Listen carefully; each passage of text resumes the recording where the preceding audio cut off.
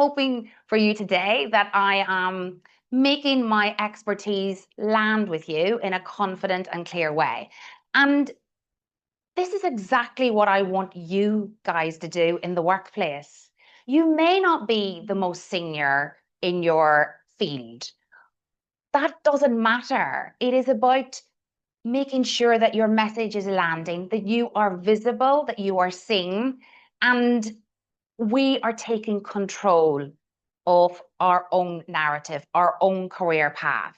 Now, the fact that you are giving up a Saturday afternoon today is suggesting to me that you are all going to be very successful. And with a little bit of help, whether it be from a coach, mentors, sponsors, it takes a village. It's like raising a child. You can't do it with one person. And your career trajectory cannot be just on your shoulders. However, you have to take control and decide who is in that boat with you and how you are going to get them on board to help you get to where you want to be.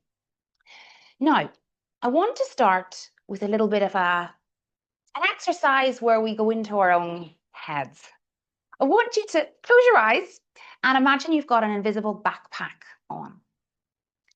What are the messages that you are carrying in that backpack that are holding you back from career progression?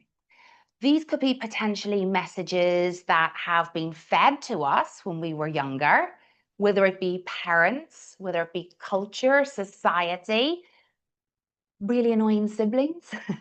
Even now, when we're in this period of our career, what maybe have bosses or colleagues said to us?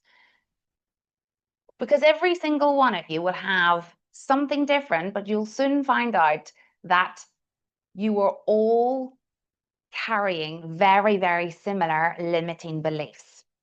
Now, I would love for you to share them with me. And we're going very, very modern, very 2026.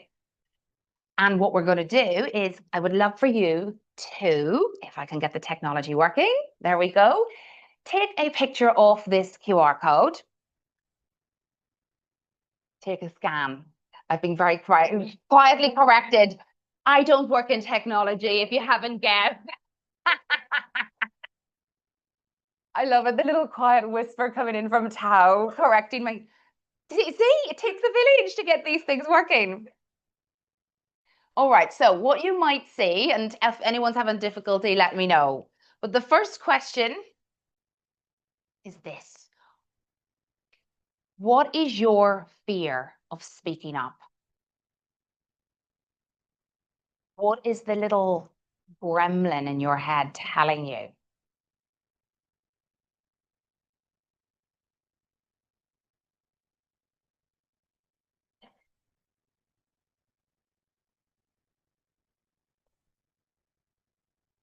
We have a lot on mine. Okay, so maybe I turn this around. Yeah, let's move that. Oh, oh my gosh. Wonder, I think maybe I can plug this on my ear. Let me just check if that can work. Sorry, guys, 1 second.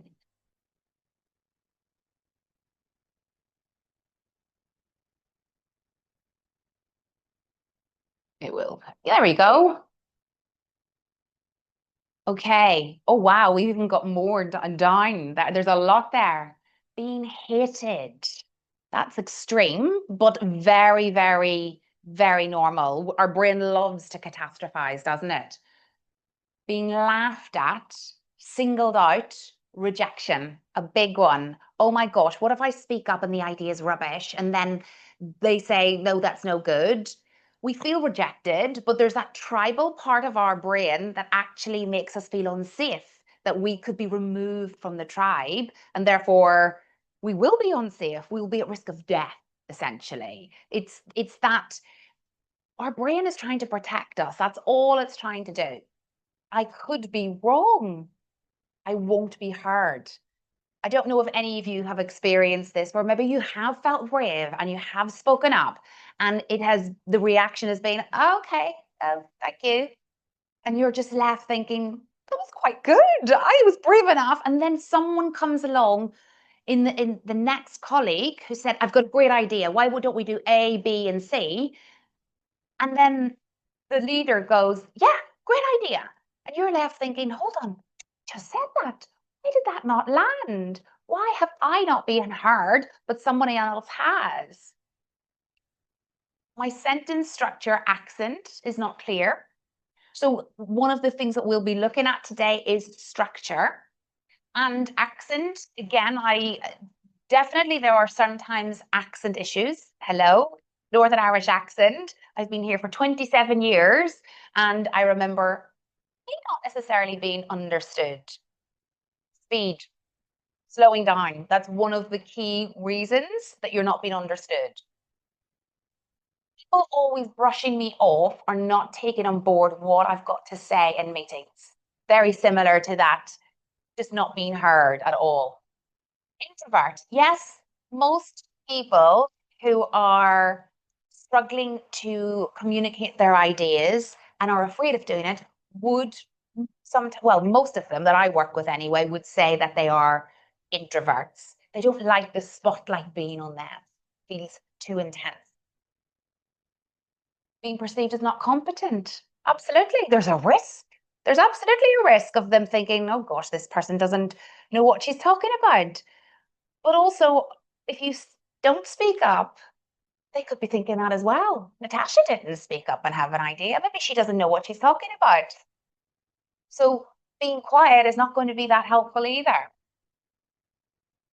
They say, what's the point in this? They're dismissive. I would have brought up the idea of hierarchy and not knowing if I was to speak as junior would land. Right. So have I got a place to do this?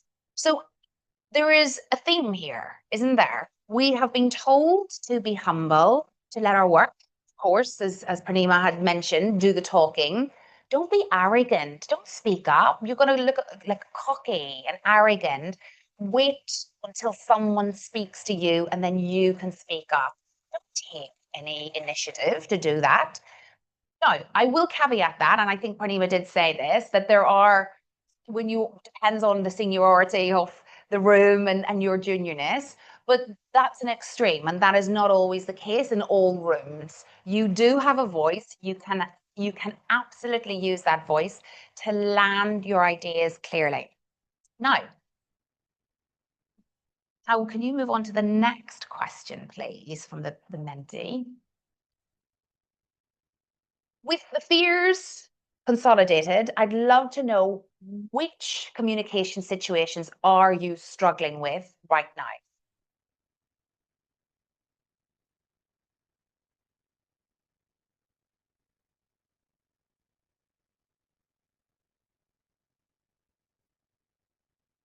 Speaking, it's masses of eyes staring on just one little me. It feels very exposing.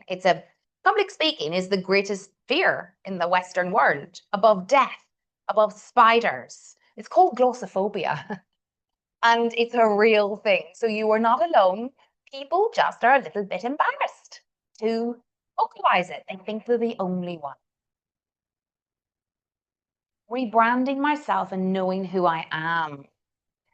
Well, this is about self-discovery, isn't it? We have to figure out who we are before we can communicate it with others, or at least have a little bit of an idea what direction we want to go. So again, there will be a little bit of that reflection work today as well to help you get clear on what message it is you want to land.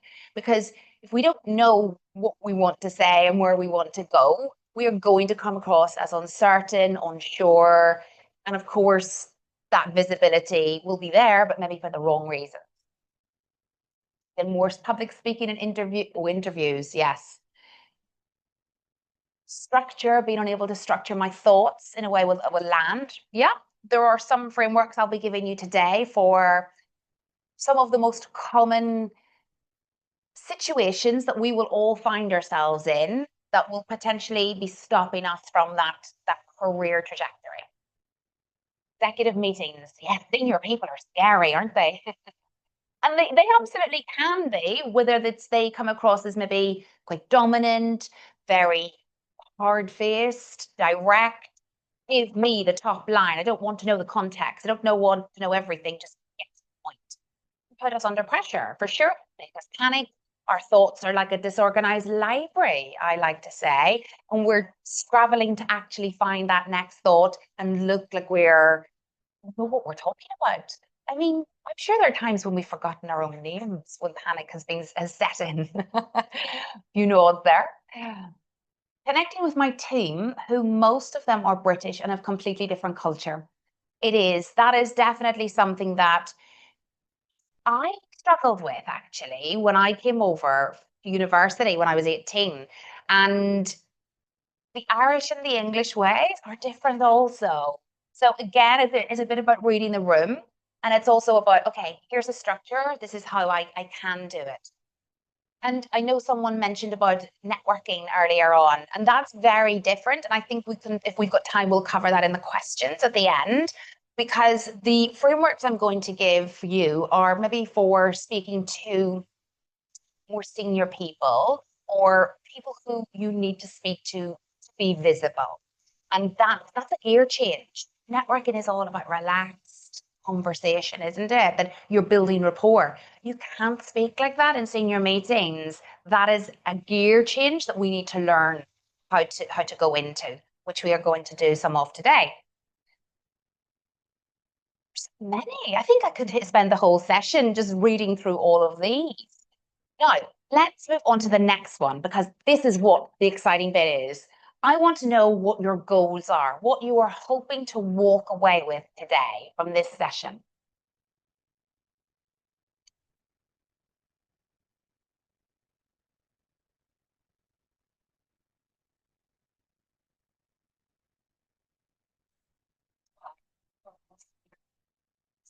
Confidence. It's all about the confidence. Pretty much every single answer, the word confidence comes in. Be more confident when talking, confident to speak in all situations, public speaking, advocating for myself, being my biggest cheerleader, confident in structure, articulating my thoughts. Yes, networking, having the right keywords and language. Absolutely. I like that word or that phrase, keyword, very important. Clarity, explaining ideas, speaking clearly and with gravitas. Gravitas is an important one if we want to be seen. Executive presence. But if we're not at the executive level, we still need that executive presence. Oh, being able to say no and set boundaries. I like that one. Bringing myself to any conversation and not feeling that I have to fit. Authenticity is one of my core values. And so there are components of everything that we need to be doing to be an effective communicator. However, we need to ensure that we are using that component, but with our authentic selves.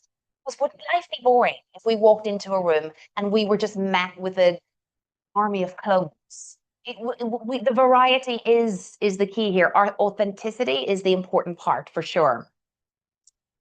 Conflict management. Yes, there can be very, well, direct or just plain irritating people that we will come across in our career, and no one likes them, and no one really, we know what we want to say in our heads, don't we? But we probably get sacked. So we have to think about frameworks that will help us to move forward and to navigate conflict with grace and kindness. And that's a really important skill to have. Well, I think we have a lot of work. Really, don't you?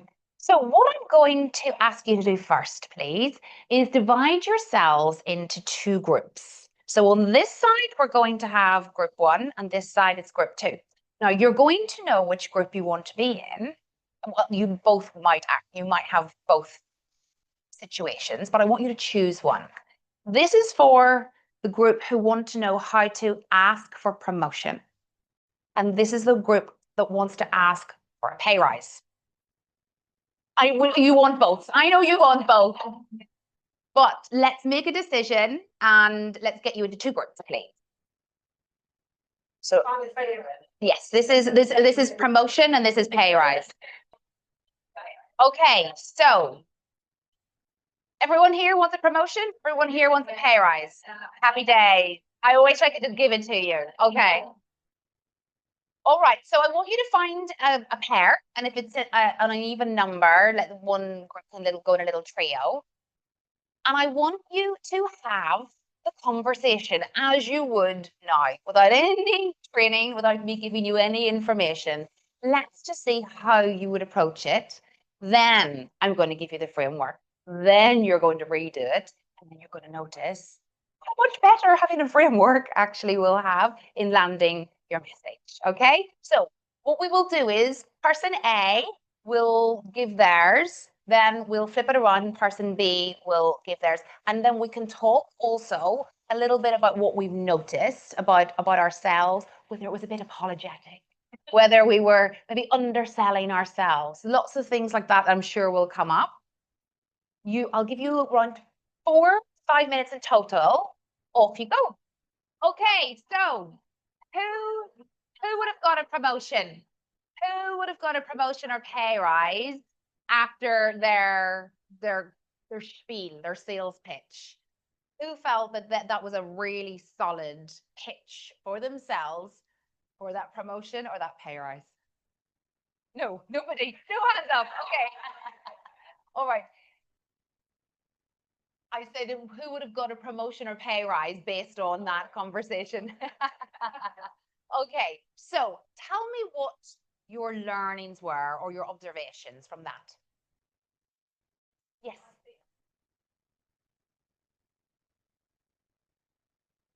No, I'm really good. No, I really promise you I am. Have you not seen everything that I've been doing? I promise. Yes.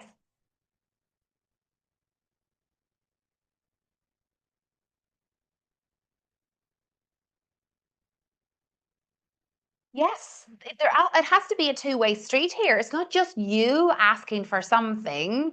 You've got value that they need as well. And that's a very, very important mindset to think about. That I am not, this is an even playing field to a degree. It has to be in our head. We cannot think of these people as they've got all the ace cards. We have got value. This has taken us to where we are at now, and we can add even more value for sure. Nothing apologetic about these answers at all. You've gone above and beyond. Absolutely, really important. Very much. We have to speak as if we are in the role already. Because if we are not speaking as if we're in the role already, they're not going to be able to actually visualize us in that role. They're thinking, oh, this is a bit of it's going to take time to train them up, and that's laborious and time consuming. So we have to essentially sell ourselves that we can hit this phrase, but hit the ground running. So we are already doing it. So therefore, this is actually a very easy decision for that leader to make. Yes. And I think what is very important in that respect is to be clear that you understand potentially there's limitations within that in that person, and that decision cannot be made by them. And actually that will bring us on to other frameworks when we talk about sponsorship that Prima had mentioned about getting others to advocate for us. For this particular framework, this is about advocating for ourselves. But yes, it is not just a one man job at all. One woman job. Apologies. Yes. What I see, like how you handle the rejection, because a lot of time when you talk with the manager, they will not giving you what you want immediately, and how you can handle in that situation, and what you can get after the conversation with the manager. For example, like if he rejects you now, what is next? What is the next step you need to do? You have teed me up beautifully for this framework, because this has to be a strategic conversation. This is just not about, hey, I'm good, I'm asking you for this. That is there's a step missing, which is the one that you have brought up. So if we could go to our first, yes, this is it, our first slide, and it's simple. We just ask for the promotion. Now, A, This is the piece that Purnima talked about also this morning, that this afternoon, it feels like this morning, but yes, this afternoon, that we have to lead with evidence. And we have to be really, really in tune with what our value actually is right now. So, impact and contributions. What have been the positive business outcomes? What has been the results that you have delivered? And this is one thing that I would recommend that you do even from today. Build up a confidence dossier. A little page, whether it be on your notes of your phone or just a Word document, and write down every time there's been an achievement that you think, go me.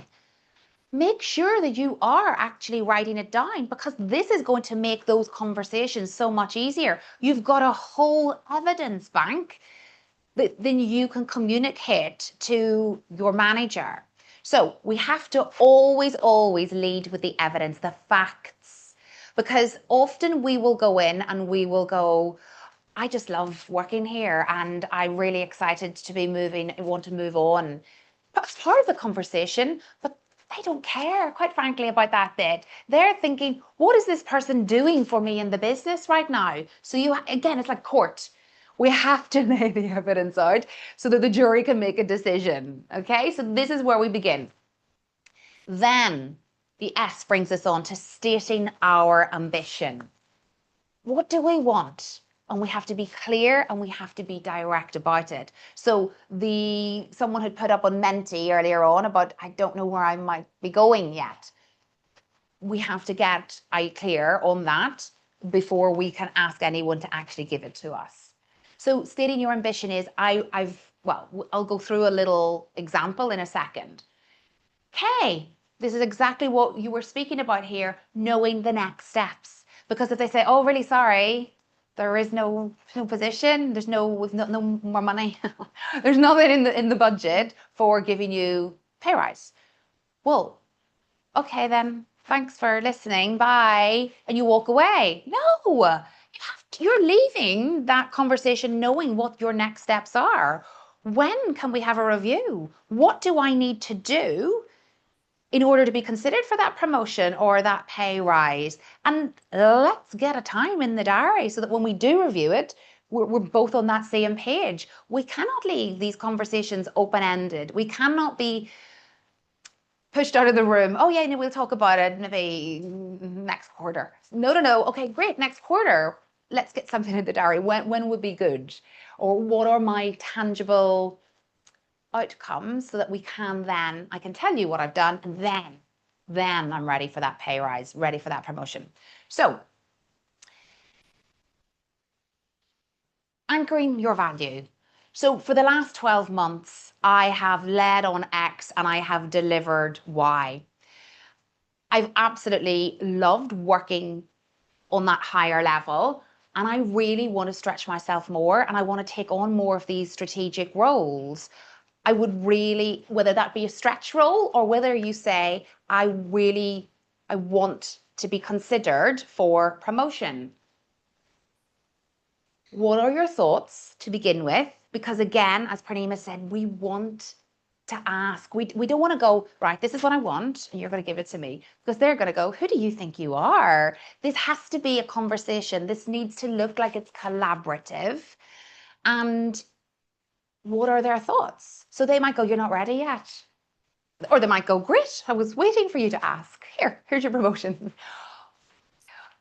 Realistically, there's going to be pushback potentially, whether it be time, money, where they just haven't recognized up until now what your actual value has been.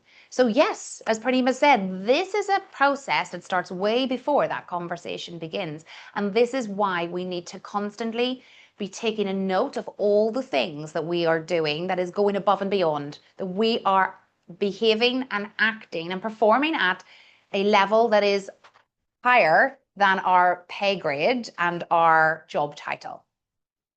So knowing the next steps can become, we have some talks about that, but it can also be then, so what skills or what visibility do I need in order to get to that promotion or to get that extra £100,000 or whatever it may be.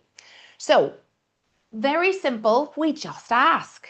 So now with the same partner, I'm going to get you to try this one out. And then we'll talk about what we've noticed afterwards. Okay, so 2 minutes each, and then we'll feed back to the room about our observations. All right, everyone. So what was different? What was different, everyone? I'd love to see some thoughts. Yes.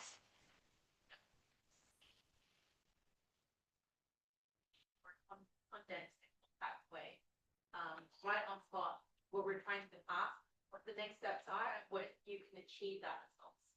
So Yes. I think that's like the main difference from the first conversation we had. So how many of us use those little phrases that just completely take away any credibility? I think this might not be the greatest of ideas, but I'm going to give it anyway. And yeah, all these little apologetic mini-isms that are not so mini at all. They are credibility killers, people. And this is why it's really important. And you'll see how I'm speaking now. I am not speaking fast. I'm Irish. I speak really fast naturally. And that's fine if I'm at home or if I'm with my friends. But if I'm in a room with people who I want to help me and they want to see me as an expert, I am slowing down. Pausing and pace are so important in getting that across, but also they help us to have a little bit of silence so that we can actually think before we speak. Because most of the time we speak to think, and that's where the ramble is. So slowing down is going to actually make you more aware of maybe that I think before it actually leaves your mouth. You're going to still do it. I'm sorry to tell you. It is a very, very not difficult, challenging habit to break. But if you can stop yourself saying, I think, or an or an R once every time you have that conversation, that is going to start that muscle memory and you are going to develop that skill. That's just every word that you are saying, every sound that leaves your mouth is adding value to the message you are landing. If it doesn't add value, stays in here, doesn't come out here. Any other thoughts, or did we find that helpful in gathering our thoughts into words? Yes.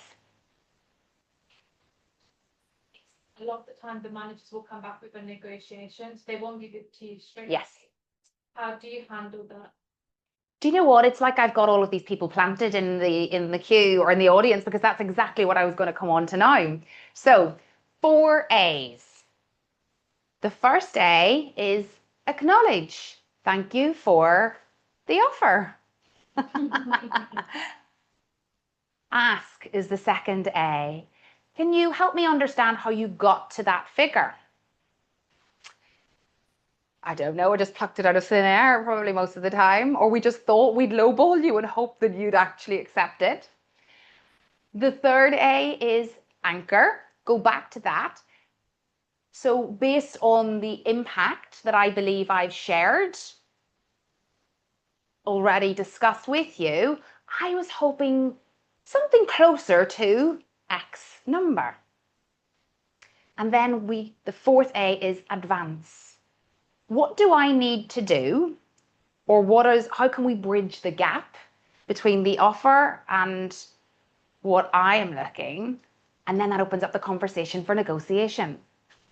So we have to be very controlled in that because again, they are hoping that we just go, okay, yeah, that's fine. Yeah, anything's better than nothing. And the pause is so, so powerful in this instance as well. Silence is a masterful negotiation tool because people are going to crack underneath that. I mean, if they're well trained in negotiation as well, that could be a very long silence. However, you need to stand your ground. Also, body language is a very important one as well. So we have to have a nice upright posture, really firm hands, open body language, projection of the voice as well, sound like we've got that gravitas.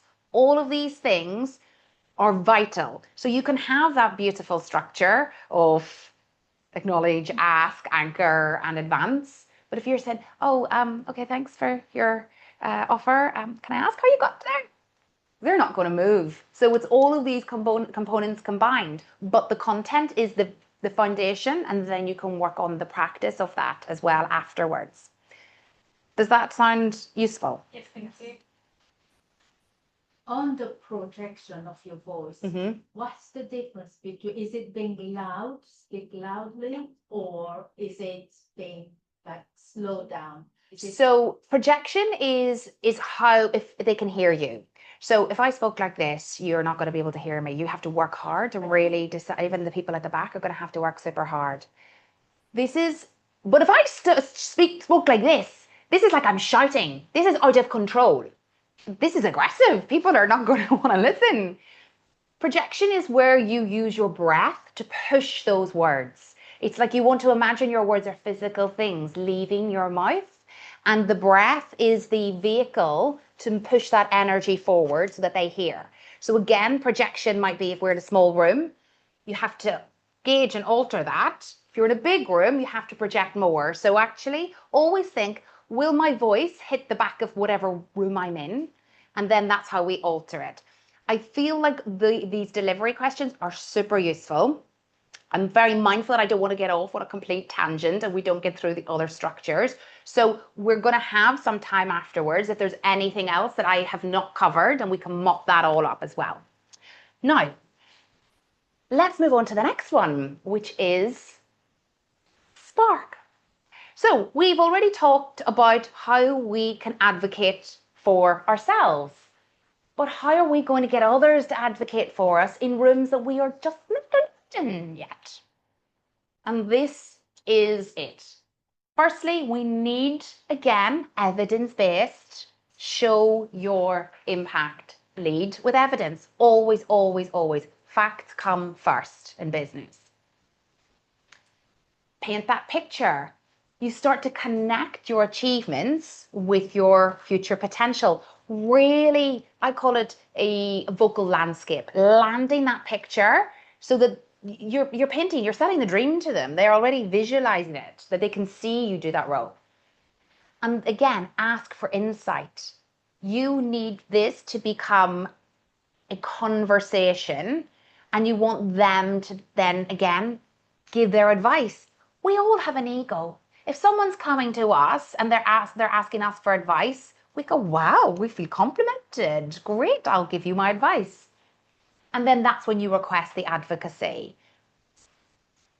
And you have to be clear about this. This isn't the maybes. It's what do you think? Do you think you could maybe drop my name in that conversation later on this afternoon? And this is the really difference in this one is the K of keeping it warm. Keep that relationship warm. This is not just one conversation and then you can expect them to go off and do brilliant things for you. You have to build that relationship with them. So that might be that little bit of networking. Lots of lovely ways of figuring that out is keeping them updated with your achievements. What you did, clearly not every day, because they're going to start deleting your emails before they read it. But when there are really important milestones or things that you actually go me. Yeah, we are so afraid of actually giving ourselves praise. Never mind actually going, yes, I did a good job. You know what we need to do a little bit more of? Do you remember when you're a child? Like when you're going, Mummy, I just painted a picture. Look, isn't it brilliant? We need to find that celebratory part of us again and bring it out. Because I'm telling you now, people, unless you have a psychic ability, they are not going to know about it unless you verbalize it and tell them. There is this unconscious belief that we should just deliver on the project and they recognize it, it's not that they don't care. They've just got too many other things to worry about. You have to advocate for yourself with someone senior to then advocate for you as well. Check in. Again, that keeping it warm, asking, when do you think would be a good idea? When would fit in your diary for us to catch up again? Again, you have to be the person that drives that forward. So I want you to get up and amalgamate, and we're just going to get into 2s and 3s, and we're going to give this a bit of a go. Yes. Just before I do that, I just had a quick question. Obviously, a lot of times now people are working in remote settings, which can be hard. So how do you kind of overcome that, and how do you build that sponsorship? So it's easier when you're face to face. They know how you are. You know how they are.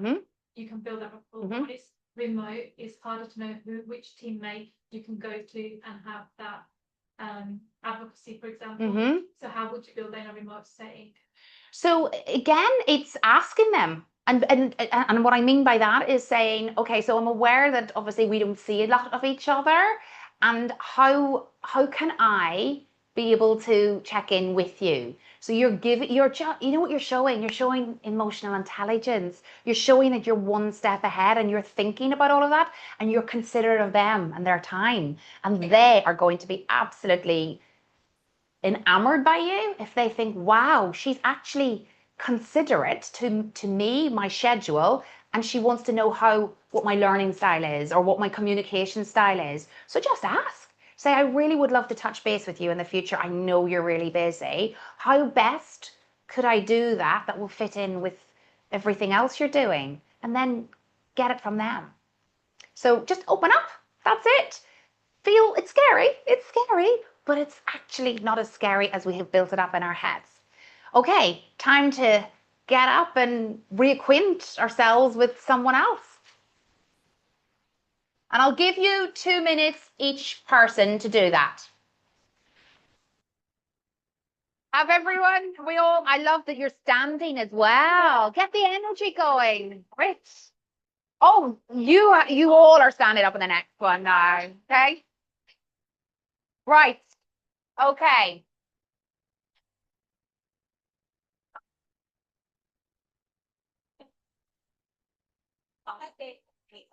So, how did we find that? I think there's a whole lot of talking going on. It wasn't about the framework, possibly. Pretend I'm oblivious. Okay, everyone. So, how did that go? All right. So, thoughts.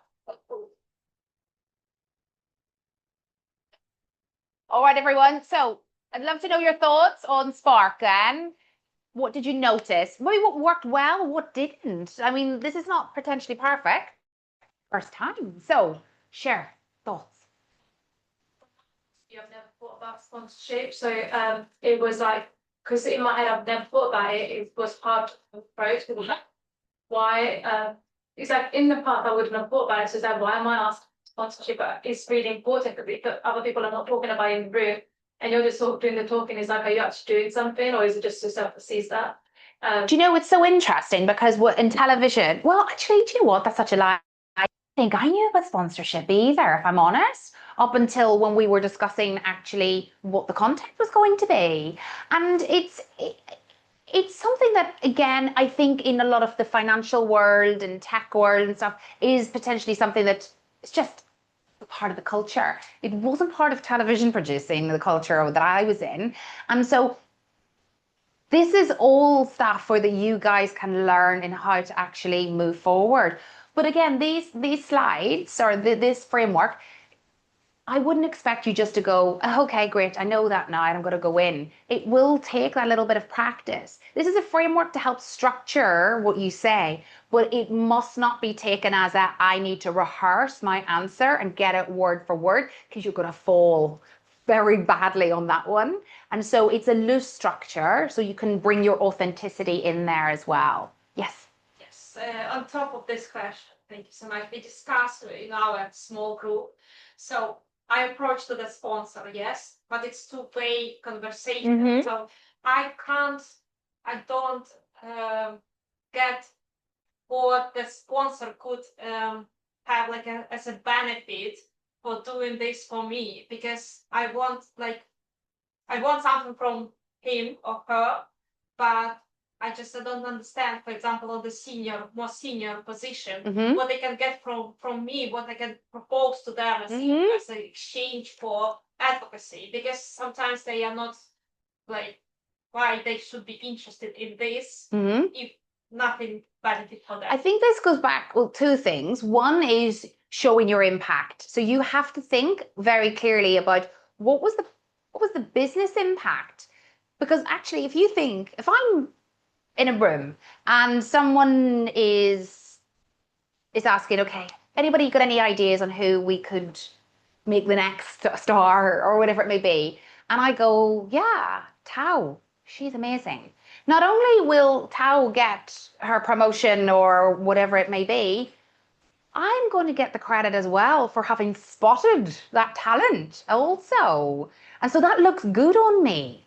So, but you have to be able to verbalize your own impact to that sponsor. But as Purnima said earlier on as well, everyone's going to want to be your sponsor. And so then if you don't feel the vibe, you have to go find the right connection, the right person for you. So yes, this is not going to be you walk into a room and they go, yeah, great. There is obviously nuances with this, but you've got a greater chance of them sponsoring you if you use a really clear and direct and confident framework, because they end up looking good as well. Everybody, and also people do want to help. Most people in life, you get a kick out of being altruistic. It's a bit of an oxymoron in itself, to be fair, but people love being asked for help. The ego just lights up. Mhm. It really does. I bet you if somebody said, I wonder if you can help me. Do you know how to get to the corner shop? Of course, yeah, just take a left. You walk away feeling really good about yourself that you've even just helped them with that small thing. Not everybody will. Of course, I'm not in a Disneyland mindset, but they're human. I know they might come across as a bit scary, but we're all human at the end of the day. Most of us have feelings and we do care. We have to find those ones through trial and error again.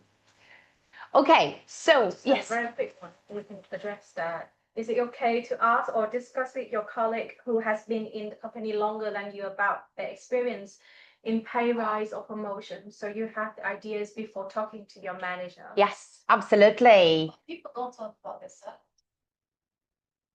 So, to respect, as it depends on who you're talking to. So if it was just a colleague that you actually got a relationship with, it's a bit much. So you're going to feel a bit defensive.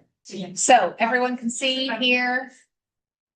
Yes, Yes, fabulous. All right. So going back to question about money. Money. Now the thing is, we have to personally decide what can we control and what can't we control. We can't go through their pay slips and try and find out how much they earn.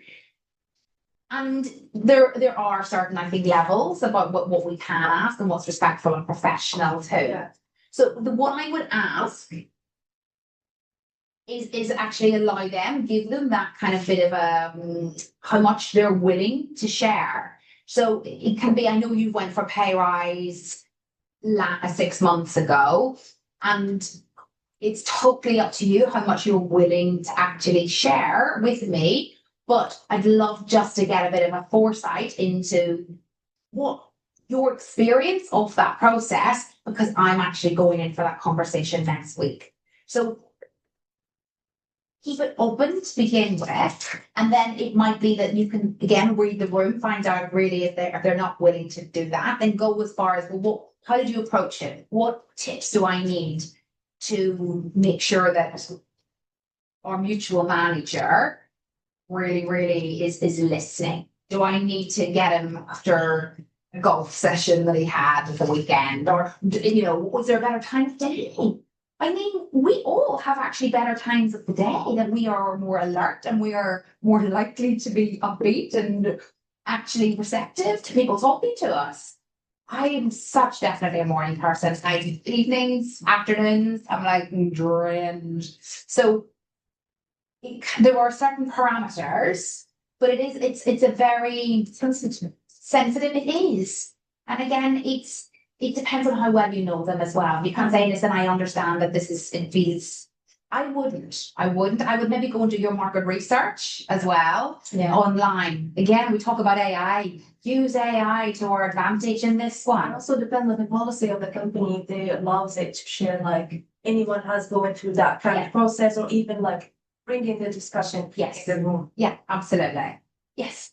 Just to add, I find it easier to ask those who have already left the fair. They don't have anything to lose. Yes, good point. Absolutely. That's your market research. And whether it is online or whether it is people who used to work with you, or even there's our websites, aren't there, that gives you like an average for that role, or at least from this to this. So again, there's no, just because that person might get that doesn't mean you're going to get it either, because you might not, or you might have done more than they have, and actually you're thinking, what? You only got that? I'm hoping for much more. So yes, it is, it's there's a number of little ways, but we have to, again, knowledge is power. That's what I would say.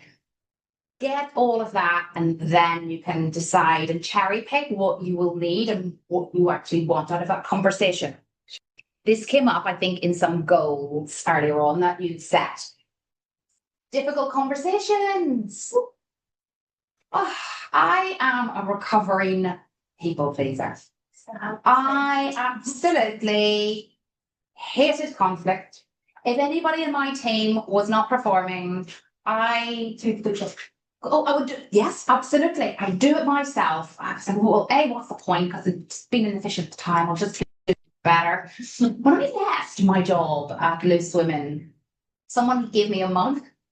I still got it. It said, I'm no control freak, but let me show you how it's done. So, read with that. They love me, really. Now, you either do it yourself, or you just skirt around it. You just avoid it, and then actually you build up resentment because that person hasn't done what you wanted them to do. Or someone's taken credit for your work. Awful. How dare they? Someone has been offered a stretch role that actually you've been overlooked for, and you're thinking, what? They've got more visibility in more leadership meetings, and you're just going, oh my God, like how do I face this without it's icky, it's uncomfortable, I'll probably overtalk, and I'll probably go, well, my thoughts, and I mean, I probably understand why they got it. There's so many things that we do. This is the thing that will give you that lovely clarity, and it's all clear, because you can clear the air in all of these situations. So the first letter is connect. We need to make this neutral territory, to make them psychologically safe, to know that you are not about to attack them. It is you and them against the situation, not you versus them. We all go into situations like that, maybe in our personal lives, where we just go, no, you're the problem. And what happens then? They get defensive, or they're not helpful, and you're thinking, well, what am I going to do? I'm just going to run in circles. So we have to connect with them and say, listen, Natasha, I know both you and I care about this project. I just wanted to talk to you about that meeting earlier on. And I would rather address it directly rather than sit on it. Okay, so you just lay the land for them. Then the L, lay out the facts. Again, the evidence, always evidence-based first. So the presentation that you delivered, there were some ideas in there of mine which I didn't get the credit for. Now you see how I never went, you delivered a presentation that had my ideas in it. It's the situation we try. You're wrong. You're always late. Why are you the problem? You. We're not going on an attack here. I'm right, you're wrong. It has to be factually correct because they can't disagree with facts. So we have to try and make it as specific as possible. The explore is getting, again, a word that Pranima used earlier on, get curious. Explore, because actually you might have found out that they go, oh my God, I am so sorry. I'm so sorry. And you know what? I'll correct that for you now. You must be so annoyed with me. Because guess what we all do? We've all jumped to the conclusion they're stealing my ideas or they this and they that. And actually, there is a very high chance that that narrative is not the case. Of course, there will be a chance that it is the case, depending on who we're dealing with here. But we explore. So can you just talk me through what happened? Again, open-ended questions. Come from a place of no judgment. Because then you're going to get a better answer, and then you're going to be able to frame the next part better. Articulate the impact on you and potentially the business, depending on what the particular situation is. No, once we've explored and they've gone, oh my gosh, well, yeah, I was under the cloche and I knew that was your idea, but I had nothing better and I knew I was going to get in trouble, so whatever. You firstly have to then acknowledge that you've heard them. Thank you for your honesty, or thanks for giving me more information about that. You have to let them know that they've been heard. Because again, most people only stop to talk or to wait to speak. They don't actually stop and pause to listen. That's the problem. So we then say, thank you so much. That makes a lot more sense now. The thing is, as you can imagine, I was frustrated when I heard you presenting those ideas. And this stops me from getting the visibility that I need in order to get that promotion that I told you I was going for.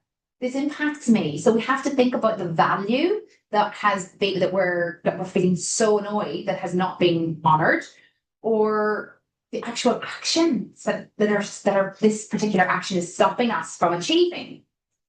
Then we go to the next bit, the reset forward. Let's talk about how we can rectify this. Let's talk about how you can go and tell them that was my idea. How can we make sure that this doesn't happen again? Or what do I need to do in order to be in that leadership meeting that Tom is now in? Again, so it just makes it a conversation. There's no attack. It's all neutral. It doesn't have to be conflict. We think it's going to be conflict in our head because we are driven by our emotions. But there's no emotion here until we've articulated the impact, really. And by then we've got a clear idea of what's happened and we're able to articulate that emotion better. So I want us to get up and stand this time, everyone. And I want you to swap about, reshuffle. And I want you to choose a difficult conversation, whether that someone has stolen your idea and they haven't given you the credit. Someone else has been chosen over you to do a stretch role, be in senior meetings. You can choose whatever you want. We'll give you 2 minutes each, like before, and then we'll swap around. Okay, so thoughts on that one? Everybody was in it. Yes. Thank you so much. Actually, that was very helpful approach to. We decided to firstly to proceed with some options, and that into this tool. But the question is, we found at the end of our conversation that the person. So we know this technique, but the person, like for example, I'm a manager or someone we having a conversation, is much smarter in this kind of stuff. So because, for example, on the manager position, obviously they have been doing a lot of difficult conversation. They are smarter than you are in this position, and they actually oversmart you in this kind of stuff. How to get back to the same power you want to address, because they can change. Okay, you start with this technique, okay, and then they realize that you are speaking in this way, and they just change in your course, and you found yourself in the situation where you can't control it. Absolutely. Wow. I think you've encountered a lot of people who are definitely tricksy. And, you know, and so I can see, and we do need to prepare for the worst possible scenario. So what we need to do in that instance is, firstly, again, my favorite word is pause. We need to also think to ourselves, right, I know this might be difficult sometimes, but put our empathy hat on.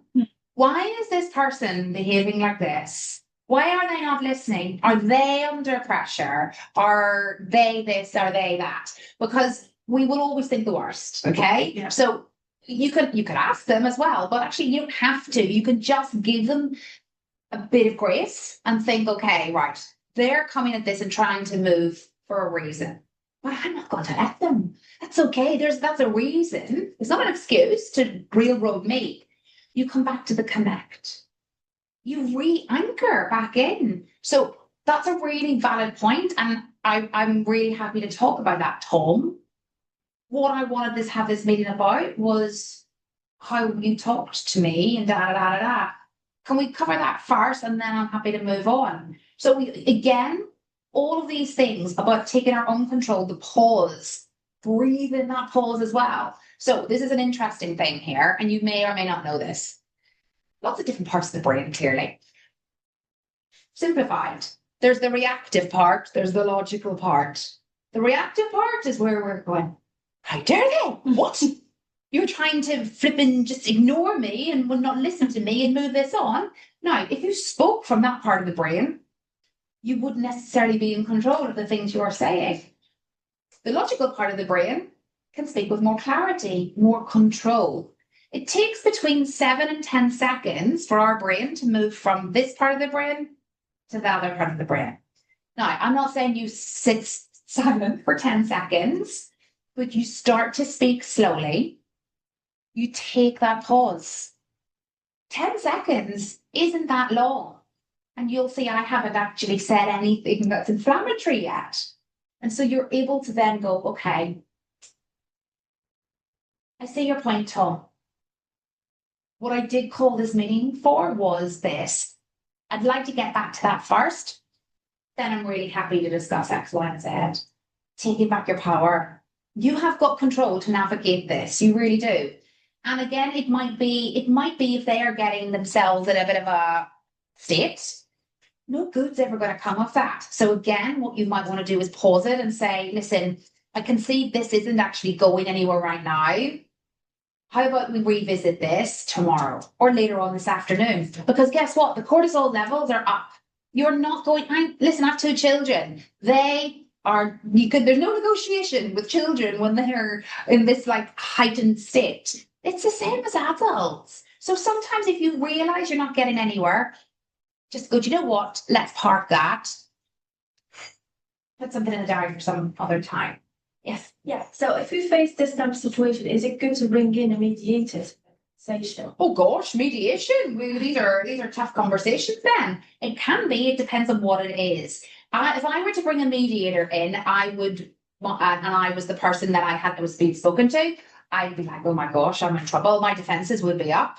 So if it's HR, maybe like it's something that you need to have a conversation about, I wouldn't make that my first port of call. Again, it's this idea of different levels. It's that kind of 3 strikes and you're out. Yeah. So you try it in a human to human way first, see what happens then. And maybe depending on what the thing is, then yeah, you maybe have to. But I wouldn't do that first and foremost. No, yeah. not first try. Yeah. Yeah. No. Well, I have a point on that. Actually, I think it's a very good point. Let's say maybe not in the same meeting that you have all 3 people, but you can tell, let's say, your sponsor, right, to have a separate meeting with that person offline without you being in the room. Yeah. Then that can be another way to, smooth it out. Yes. Oh, 100%. The thing is, we wouldn't go with that first because clearly then they would be going, oh, well, he's been talking behind my back and hasn't even had the confidence to come and speak to me first. Yeah. So that would get their back up. But yes, it's a really good second step for sure. It's not easy, as I keep saying, but we have to be brave. The word confidence came up here earlier on in pretty much all the answers. Confidence is an aftermath. You do not sit and close your eyes and hope the confidence will come when you're sleeping one night. Confidence comes with competence. The competence piece there is first, the confidence will follow. Confidence is just an evidence bank for your brain to go, actually, I did that, I did it well, or at least I survived and my world didn't end. And that's how we build confidence, action taking. Okay, so because I'm mindful of time, and I'm loving all your questions, by the way, thank you so much. Believe me, it's not great when there's an audience who are all quiet. And you guys are going to have no problem with difficult conversations with all of these, the vocalizing you've been doing. We're going to move to the next one, which is path. Now, this is for, again, a scenario that Pramina mentioned earlier on, and it was about maybe you move from a different department or you're pivoting your career. I don't know. Well, for example, me, I was a television producer and I'm a coach. So that, you know, someone was hiring me. So how did you get here? I was a TV producer and now I'm a coach. I mean, they might struggle to see the actual Relationship. Yes. Yes. So we have to learn how to story tell and to let them actually, again, visualize that you have changed. Again, talking about being a parent, skill sets galore. I know lots of teachers or who become something else. I know, in fact, a friend of mine who I met in television went on to be an engineer. Exactly. Creative, very logical, and all of these things. It can happen. People can pivot all the time. Also, remember, you probably have about 3 or 4 careers in you. I might not like being this for the rest of my life. I might decide to do something else. I might have to convince somebody that I've got the skill set. So this is the path. We are not starting over if we do decide to change career or move to a different department. We're just following our path and we're taking our audience along with us on that path. So the P. What is the pattern? What is the golden thread, the golden common thread that has been with us throughout our career? Again, this will take some reflection time for you to look at your career tapestry, I call it, and think about what have I done? Where have I been? And what have been these little common factors? What was my awakening? No, we have to keep it positively skewed as well, of course. I had the most nightmare boss and I thought, I'm done with this industry. Clearly, that's not positive. So we have to think about what has made us realize that we wanted something different. Then what is the transfer? The experiences that have prepared us to bridge between where we were at and where we want to be. And then the horizon, looking forward, where you're heading and why you fit this particular role. So if I said someone who was interviewing me, so yes, I spent 15 years or so as a television producer working for big channels like ITV, Sky, BBC. What I loved in television producing was the communication, helping people to communicate with confidence, whether that was guests, contributors, helping my team to be more persuasive with other stakeholders. I really enjoyed that part. And actually, that's what I realized. It wasn't the TV production that I loved the most. It was helping all my team to build their confidence and achieve their goals within different rooms. What I felt was a better purpose for me was helping individuals in their work to do exactly the same thing. And this is why I feel this role of head of internal communications at Buckingham Palace is the correct role for me. Whatever. You see, so you have to find the common themes first, start that storytelling. Are there anybody in the room that is interested in exploring things in different departments, yes, so some hands, different industries? Yes. So, okay. And this then will be quite helpful for you to get clarity on that. Well, tell me about yourself. Gosh, this is very interesting that you're applying for a role as a nurse when you were a tech analyst or whatever it may be. There will be threads, you will find them. So for our final framework today, up we get, and we're going to swap over, and you're going to think about what your dream job is, or what in the imaginary world you might change to, and sell it to the other person. How did we find that framework? Good? Yeah. Oh, I like it. Great. Lots of lovely notes. What I've noticed during our conversation, it was not just focusing on the path itself. Conversation and the posing and everything that we're. Oh, lovely. Yes, so that was really good to see that. All coming together. Yes, Beautiful. Hey, star for you. Yes, well, we are all rooting for you. We're all having these reviews that come up all the time, and actually we want to be able to do something with these reviews and bring it forward, and if we have to have them, why don't we utilize them effectively? So I think your brain would explode if you had any more frameworks, so I shall leave it there. But I wanted to ask if anyone had any further questions that we can mop up. We do have only 5 minutes because I do feel that there might be a bit of fatigue going on. You've been so attentive and patient all day. But yes, it's a bit of overload. Yes. So conversations are back and forth. It's like a dance, isn't it? So it's if it's a panel and you're going, so what are your thoughts on bananas being a favorite fruit? What are your thoughts on peaches being a favorite fruit? Whatever. That's not a conversation. That's just giving questions, giving questions, giving questions. There's no back and forth there, is there? So you have to be a really good active listener to hear what they're saying again. So you don't want to worry about jumping in with the next question. You have to use their answer as the mother of your next comment or question. So it's firstly that validation of, that's a really good point, Natasha. Oh no, Natasha made that up. That's a really good point, Natasha. Especially like your point about bananas.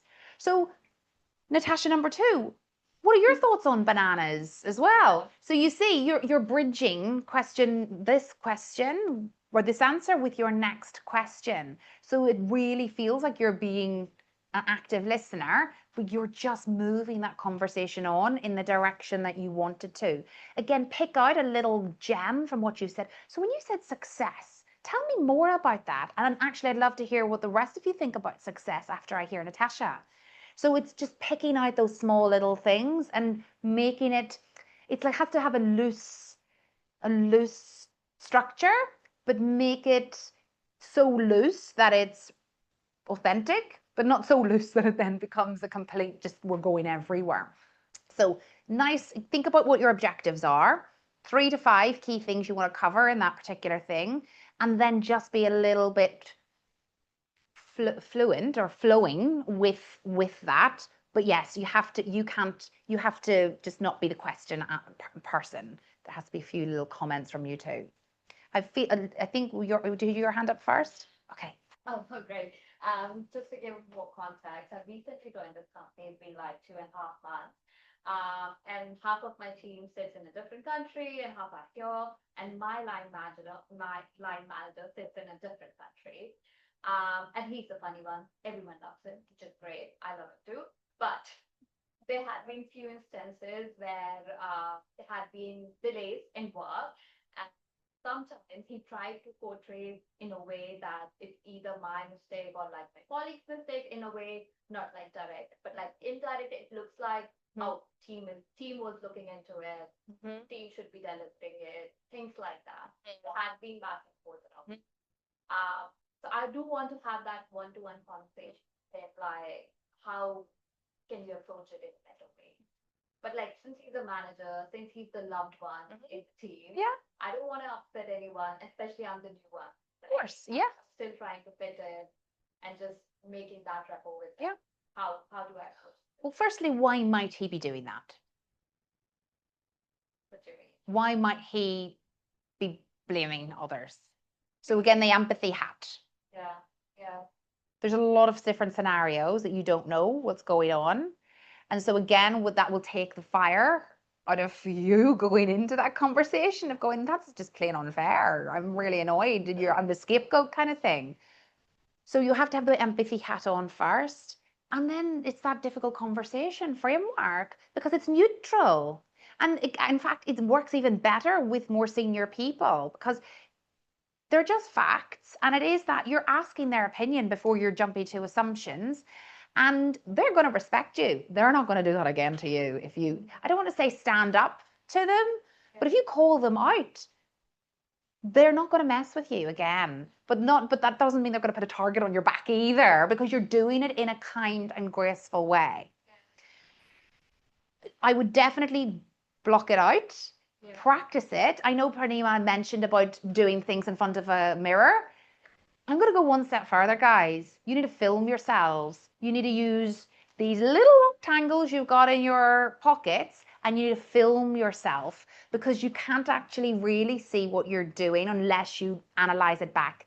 You're going to hate it. You're absolutely going to hate it, but you're going to have to force yourself to write a little plus, a little minus, write down what you liked about it and what you didn't like about it, because that's confidence building. We have to.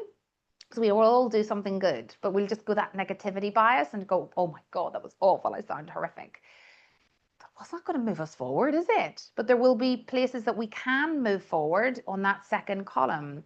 And so I would definitely practice it with a camera for sure. You don't have to look at yourself like that. Just use that if it's too much for you. But it's the only way you're going to actually see and hear what everyone else is seeing and hearing. Okay. Did we have someone? Yes.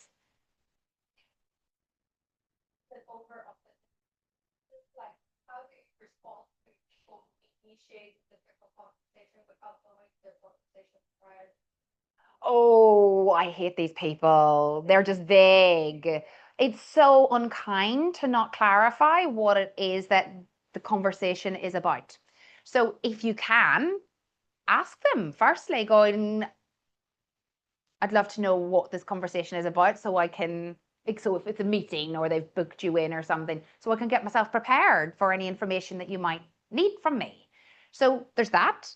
But you also don't have to, if people pounce conversations on you, just because they ask doesn't mean you have to give back instantly in the moment. You know what? I'm going to have to take some time to think about what I would do in that moment. I can give you an answer that is my instinct, but I'd rather go away and find out the facts. So I give you an answer that is well-rounded and more likely going to be the right one. So you don't have to. Again, that's confidence. Basically, that's saying, I don't know, but just in a confident way. Not everybody is expecting you to know everything at once. None of us are walking ChatGPTs. None of your bosses are either. They all are able to say, you know what, let me get back to you this afternoon on that. I need to go and check a few figures. Rather than going, oh, I don't know. No, it's basically the same answer, but just said in a different way, said with confidence. Do not give all your power away. Remember, pause and go, would I be able to give a better answer if I had a bit of time, more information? And also, let me know ahead. Don't put a curveball in there. Can I just clarify what this is about? You still might get people just bamboozling you. That happens. But it's just that taking your power back and saying, right, okay, this is what I can give you. This is what I know right now in this moment. I need to go away and give you a wee bit more context, having spoken to X, Y, and Z. Let's speak again tomorrow. I feel like we are now out of time, everyone, because I know that there is probably a whole host of other questions that you want to ask, but this doesn't have to be the end. I am sure there'll be other things going on that you guys can ask questions on, and I know that the recording is going to be sent out as well, just to help refresh, because you've really consumed a lot of information today.